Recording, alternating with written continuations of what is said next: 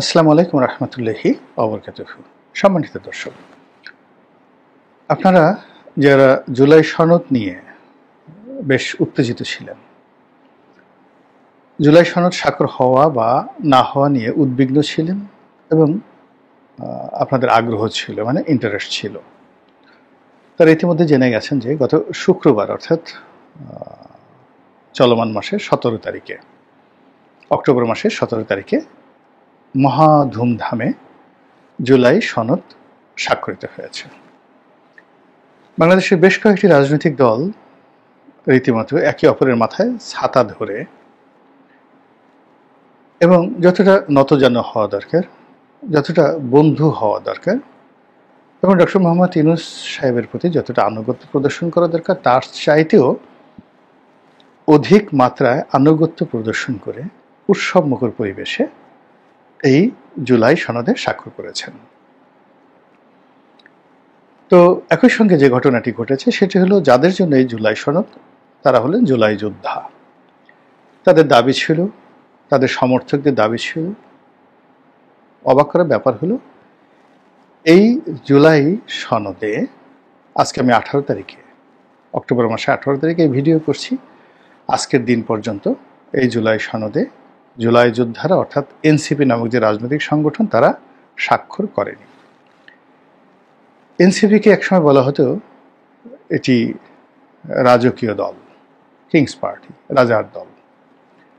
আর যিনি রাজা, ডক্টর মোহাম্মদ ইউনূস, তিনি বলতেন যে আমার নিয়োগকর্তা হলো এই সোনার ছেলেরা, বিপ্লবীরা, ছাত্র এবং জনতা, তারা তাকে নিয়োগ দিয়েছে।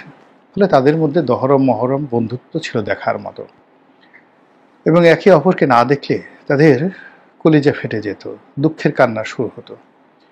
ডক্টর ইউনূসের যখন মনের কথা, দুঃখের কথা বলার সময় হতো, প্রয়োজন হতো, তখন তিনি নাহিদ সাহেবকে ডেকে নিতেন, এনসিপি নাহিদ সাহেবকে ডেকে নিতেন এবং তার কাছেই কথা বলতেন। যখন ডক্টর মোহাম্মদ ইউনূস এই জুলাই বিপ্লবকে নিয়ে, বিপ্লবীদেরকে নিয়ে গর্ব অনুভব করতেন, তাদের সঙ্গে চলার জন্য পুলক অনুভব করতেন, তখন তিনি মাহফুজদের মতো বিপ্লবীদেরকে নিয়ে আমেরিকা যেতেন এবং আমেরিকার কর্তা ব্যক্তিদের কাছে, তার বন্ধু বান্ধবের কাছে, ক্লিন্টনের কাছে তিনি তাকে পরিচয় করে দিতেন বিপ্লবের মাস্টার মাইন্ড হিসেবে। তিনি যখন চাইলেন যে এই বিপ্লব অমর হোক, বিপ্লবীরা রাজনৈতিক দল গঠন করুক এবং তার মধ্যে যে রাজনীতির বীজ লুকায়িত রয়েছে, রাজনীতির অভীষ্ট লক্ষ্য রয়েছে, এবং তিনি যখন নিজেকে রাজনীতিতে অমর পুরুষ হিসেবে, মহাপুরুষ হিসেবে প্রতিষ্ঠিত করতে চেয়েছিলেন, তখন তিনি সাহারা হিসেবে, আশ্রয় হিসেবে এই বিপ্লবীদেরকে বেছে নিয়েছিলেন এবং তাদেরকে যতটা উপরে উঠানো যায় এবং উপরে উঠানোর জন্য যত বড় মই দরকার, তত বড় মই তিনি তাদেরকে দিয়েছেন।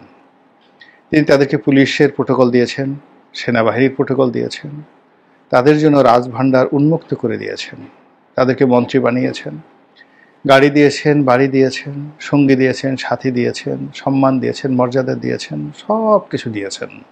বাবা, তোমরা বেঁচে থাকো আর এনসিপিকে গঠন করো। এবং এই এনসিপিকে রাজনৈতিকভাবে মাঠে ময়দানে ছড়িয়ে দেওয়ার জন্য তিনি গোপালগঞ্জে যে কাণ্ড ঘটিয়েছেন এবং সেখানে সেনাবাহিনীকে দিয়ে তিনি যে ঘটনা ঘটিয়েছেন নিরীহ এবং সাধারণ মানুষের উপর, এটা স্বাধীন বাংলাদেশে সেনাবাহিনী এই কাজ কখনো কোনো রাজনৈতিক দলের জন্য, কোনো সরকারের জন্য, কোনো সরকার প্রধানের জন্য কখনো করেনি। তো এত কিছু করার পরেও সেই এনসিপি, সেই নাহিদ, সেই সার্জিস, সেই মাহফুজ, সেই আসিফ মাহমুদ সজীব ভুঁইয়া, সেই নাসিরউদ্দিন পাটোয়ারি, সেই আক্তার, তাদের কারোর সঙ্গে তার সেই দহরম মহরম সম্পর্ক নেই। তার প্রমাণ এই জুলাই আগস্ট বিপ্লবের এই নায়কেরা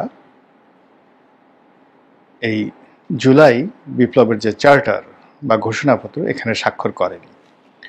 শুধু তাই নয়, তারা এই পুরো সরকার ব্যবস্থা নিয়েই অনেক দিন ধরে প্রশ্ন করছেন, বিরূপ মন্তব্য করছেন, তারা সরকারের অনেক গোপন বিষয় প্রকাশ করে দেওয়ার হুমকি দিচ্ছেন। তারা বলার চেষ্টা করছেন অনেক অপ্রিয় সত্য কথা, যে অনেক উপদেষ্টা যারা সেফ এক্সিটের জন্য রীতিমতো পাগল পারা হয়ে গেছেন, তারা নিজেদের নিরাপদে পালানোর পথকে প্রশস্ত করার জন্য কোনো রাজনৈতিক দলের দাবিদারি করছে, কোনো রাজনৈতিক দলকে ক্ষমতায় বসানোর চেষ্টা করছে, এবং তাদের অর্থাৎ ডক্টর ইউনূস এবং সরকারের যারা নিয়োগকর্তা সেই এনসিপিকে তারা ছুঁড়ে ফেলে দেওয়ার চেষ্টা করছে। এটা কোনো অবস্থায় তারা মেনে নেবে না। তো এই কথাগুলো তারা শুধু বলেননি, আবার কার্যত তারা অনেক কিছু দেখিয়েছেন। যেমন যেদিন এই জুলাই ঘোষণাপত্র স্বাক্ষর হবে, তার আগেই ঘোষণা দিয়েছিল যে তারা এখানে স্বাক্ষর করবে না, জামাতও বলেছিল তারা স্বাক্ষর করবে না, আর বাম ঘরানা রাজনৈতিক দলগুলো তার আগেই ঘোষণা করেছিল যে তারা স্বাক্ষর করবে না। তো এক্ষেত্রে কেবলমাত্র বাম ঘরানা রাজনৈতিক দলগুলো তারা বেইমানি করেনি তাদের সঙ্গে, আর অন্যান্য যারা আছে তারা বেইমানি বলেন, বিশ্বাসঘাতকতা বলেন, বিশ্বাসভঙ্গ বলেন, কথা দিয়ে কথা না রাখা বলেন, অথবা দেশপ্রেমের পরিচয় বলেন, হোয়াট এভার মেবি, আপনি আপনার রুচি অনুযায়ী বলতে পারেন। বাস্তবতা হলো তারা স্বাক্ষর করেছেন এবং এনসিপির নাম কোনো রাজনৈতিক নেতারা ওই অনুষ্ঠানে মুখে আনেননি, ইনক্লুডিং ডক্টর মোহাম্মদ ইউনূস। ফলে কি হলো, এখন অনেকে বলার চেষ্টা করছে যারা এনসিপির ব্যাপারে বিরক্ত ছিলেন, যে দেখো বেশি লাফালাফি করেছিলে, বেশি সংভং করেছিলে, এখন বুঝো ঠেলা। এই ডক্টর মোহাম্মদ ইউনূস তোমাদেরকে গাছে উঠিয়েছেন, এখন যদি এই যে তোমাদেরকে গাছ থেকে না নামান, যদি মই সরিয়ে নেন, তাহলে তোমরা তো ঘাটে পথে অপদস্থ লাঞ্ছিত হবে। এইভাবে তাদেরকে টিটকারি করার চেষ্টা করছেন।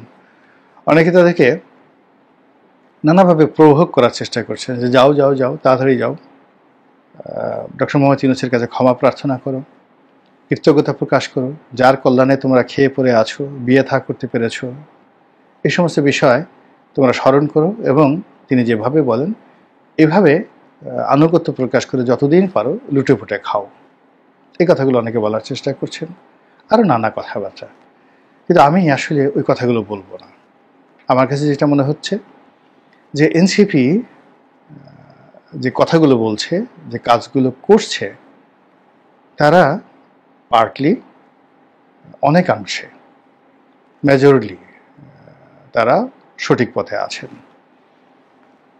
নাসিরউদ্দিন পাটোয়ারি যে কথা কক্সবাজারে গিয়ে বলেছেন সালাউদ্দিন সাহেব সম্পর্কে, এ কথা তাদের ওন করা উচিত। তারপর আক্তার যে কথা বলেছেন বিভিন্ন সময়, কথা ঠিকই আছে। হাসনাত আবদুল্লাহ, নাহিদ যে কথাগুলো বলেছেন ঠিকই আছে, এবং আমি একদম 100% সমর্থন করি। তারা এই যে জুলাই সনদ এখানে যে স্বাক্ষর করেনি, এটা তাদের একটা ঐতিহাসিক দায়িত্ব এবং কর্তব্য। তারা সঠিক কাজ করেছেন। অনেকে বলার চেষ্টা করেছেন, বিশেষ করে আওয়ামী লীগপন্থী যারা লোকজনরা আছে, এই জুলাই সনদ একটা প্রতারণা, এটা একটা লোক দেখানো। এর আইনি ভিত্তি নিয়ে, এর কার্যকারিতা নিয়ে অনেকে প্রশ্ন তুলেছেন। অনেকে বলার চেষ্টা করেছেন যে আগামীতে যারা ক্ষমতায় আসবেন, বিএনপি যদি আসে, জামাত যদি আসে, বা যারা সংসদ গঠন করবেন, সংসদে যাদের সংখ্যাধিক্য থাকবে, তারা যদি না চান, এই জুলাই সনদ এটা একেবারে একটা পেপার ওয়ার্ক হয়ে যাবে, একটা কাগজে বাগ হয়ে যাবে, এবং এটার কোনো রকম 2 পয়সার মূল্য থাকবে না। দ্বিতীয়ত, এটা যদি কেউ বাস্তবায়ন করার চেষ্টা করে, যেটা কার্যত অসম্ভব, এমনকি জামাত বা এনসিপিও যদি ক্ষমতা আসে, এখন ক্ষমতার বাইরে থেকে তারা অনেক কিছু বলছেন, কিন্তু ক্ষমতায় যাওয়ার পরে এনসিপির পক্ষে আসলে এটা বাস্তবায়ন করা সম্ভব হবে না। এখানে যে কাজটি করা যেত 2024 সনের নভেম্বর মাসে বা অক্টোবর মাসে, এই জুলাই সনদ যদি 2024 সনের অক্টোবর মাসে স্বাক্ষরিত হতো, তাহলে এই বিপ্লবীদের যে স্বপ্ন, আশা, আকাঙ্ক্ষা বাস্তবায়িত হতো। 1 2 নম্বর হলো যে এখন এটি এতগুলো কন্ট্রাডিকশন তৈরি করেছে যে এই সরকার মূলত আন্ডার দ্য কনস্টিটিউশন। আর ডক্টর মোহাম্মদ ইউনূস যাই বলেন না কেন, তিনি রাষ্ট্রপতির উপদেষ্টা, রাষ্ট্রপতির অধীন তিনি কাজ করছেন, তার কোনো পার্লামেন্ট নেই। তো কাজেই তিনি সংবিধানের অধীনে থেকে এই যে জুলাই সনদের যে কথা বলছেন, এটা বাস্তবায়ন করবেন কিভাবে, কার মাধ্যমে? এবং তিনি যেভাবে সহজ মনে করছেন যে বিএনপি নির্বাচন হবে, বিএনপি ক্ষমতায় আসবে এবং সঙ্গে সঙ্গে তিনি সেফ এক্সিট নিয়ে যাবেন, পৃথিবী এত সহজ নয়, রাজনীতি এত সহজ নয়। এখানে অনেক রাজনীতি যারা করেন, ধরেন একজন মেম্বার মাত্র 5 বছরের জন্য মেম্বারি করেছেন, একজন এমপি 5 বছরের জন্য এমপি গিরি করেছেন, অনেকে 5 বছরও পারেনি। এইবার ধরুন যারা এমপি হয়েছে তারা তো 1 বছর পূর্ণ করতে পারেনি। তো 1 বছর পূর্ণ করতে পারেনি, কিন্তু এই দায়, এই এমপি হওয়ার দায় তারা যতদিন থাকবেন তারা এবং তাদের পরিবারকে বহন করতে হবে। আপনি দেখুন মঈনুদ্দিন এবং ফখরুদ্দিন সাহেব মাত্র কতদিন, 2 বছর বা 3 বছরের জন্য ক্ষমতা ছিল, কিন্তু সেই মঈনুদ্দিন ফখরুদ্দিন তাদের যারা সহযোগী তারা এবং তাদের পরিবার যারা আছে তারা কিয়ামত পর্যন্ত এই বাংলাদেশে সোজা হয়ে দাঁড়াতে পারবেন না, বুক ফুলিয়ে চলতে পারবেন না, কথা বলতে পারবেন না। কেউ বলতে পারবেন না যে আমি ব্রিগেডিয়ার বাড়ি বা ব্রিগেডিয়ার বাড়ির ছেলে, আমার কারণে 111 হয়েছে। কেউ বলতে পারবেন না আমি মঈনুদ্দিন সাহেবের বা ফখরুদ্দিন সাহেবের শ্যালক, বা আমি তার পরদাদা, বা আমি তার নাতি। আমরা মানে আমাদের বংশধররা একসময় 111 ঘটিয়ে একেবারে তারেক জিয়ার মাজা ভেঙে দিছিল, কোমর ভেঙে দিছিল, একথা বলতে পারবেন না। তো সেই দিক থেকে এখন যারা আছেন ডক্টর মোহাম্মদ ইউনূস এবং তার যারা সঙ্গী সাথী, ইতিহাসের সেই ধারাবাহিকতা যদি ধরেন, এদের কোনো লিগেসি তৈরি হয়নি। ফলে সেই তত্ত্বাবধায়ক সরকার প্রধান হিসেবে মাত্র 2 জন লোক, জাস্টিস হাবিবুর রহমান এবং জাস্টিস শাহাবুদ্দিন সাহেব, যে সম্মান এবং মর্যাদার আসনটি তৈরি করে রেখেছেন, কিংবা সেই প্রধান নির্বাচন কমিশনার রূপে জনাব আবু হেনা সাহেব যে লিগেসি তৈরি করে রেখেছেন বাংলাদেশে, ওটা ভাঙা সম্ভব নয়। কাজে এখানে হুদা কমিশন, নুরুল হুদা কমিশন, কিংবা আরেকজন ছিলেন যেটা রকিবুল হুদা কমিশন, তারপরে হাবিবুল আওয়াল কমিশন, বিএনপির জামানাতে সেই আজিজ মার্কা কমিশন, এইগুলো খুব ব্যাড ইনস্ট্যান্স তৈরি করে রেখেছে।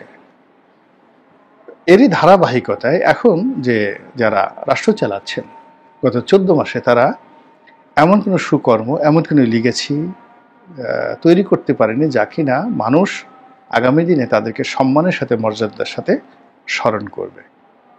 আর সেই অর্থে তারা যে সেফ এক্সিট চাচ্ছেন বা যা কিছুই করছেন, যেটা অভিযোগ করা হচ্ছে এনসিপির পক্ষ থেকে, তার প্রেক্ষিতে এই যে জুলাই সনদ স্বাক্ষর করে, তারপরে এই যে ঐক্যমত্য কমিশন করে, জনাব আলেরিয়াস থেকে শুরু করে জনাব বদিউল আলম মজুমদারকে দিয়ে যে কাজগুলো গত 1 বছর ধরে রাষ্ট্রীয় অর্থের অপচয় করে, সময় অপচয় করে যা কিছু করা হয়েছে, এটার জন্য আগামীতে অনেককে কাঠগড়ায় দাঁড়াতে হবে। যে কলম দিয়ে স্বাক্ষর করা হয়েছে, তারপরে যে